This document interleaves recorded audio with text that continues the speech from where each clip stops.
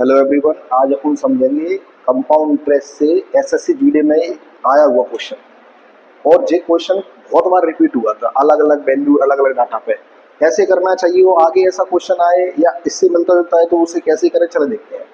महेश के पास 1617 रुपए है। उसने अपने पुत्र विजय और अजय के बीच बांट दिए तथा उन्हें वार्षिक रूप से चक्रवर्ती होने के लिए 10% ब्याज पर निवेश करने को कहा।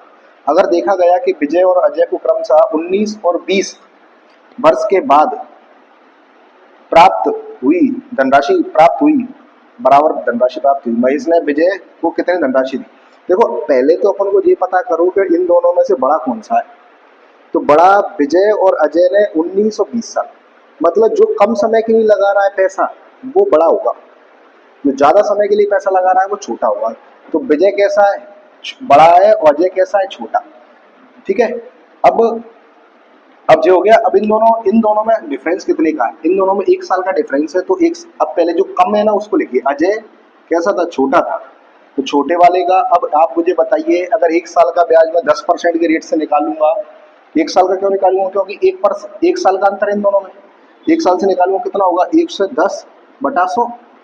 अगर 2 साल का होता तो मैं 2 बार लिख देता, 110/100, एक और लिख देता। और बराबर में विजय। अब इनका मैं रेशियो निकालूंगा तो अजय और विजय का जो रेशियो आएगा वो आएगा कितना, 10/11 जी आएगा। जाहिर सी बात है, जो बड़ा है उसको धनराशि ज्यादा मिलेगी। आप तो ये बात रखिए, जो बड़ा बच्चा है उसको धनराशि ज्यादा मिलेगी, छोटा बच्चा है उसको धनराशि कैसे मिलेगी, कम मिलेगी। अब किसका निकालना है अपन, विजय की निकालनी है। तो 11 की वैल्यू निकालनी है। 11 इंटू टोटल रुपए कितने, 1617, अपॉन में इन दोनों का सम आता है, कितना हो जाएगा, 21। अब कैंसिल कर लेंगे अपन। 7 से ये 3 बार, 7 दूनी 14, 7 21, 7 1 7, फिर ये 3 से ये 7 और 7, अब गुणा करो 77 की 7, 77 और 7 कितना आ जाएगा, 84। ये आपका विजय का हिस्सा है।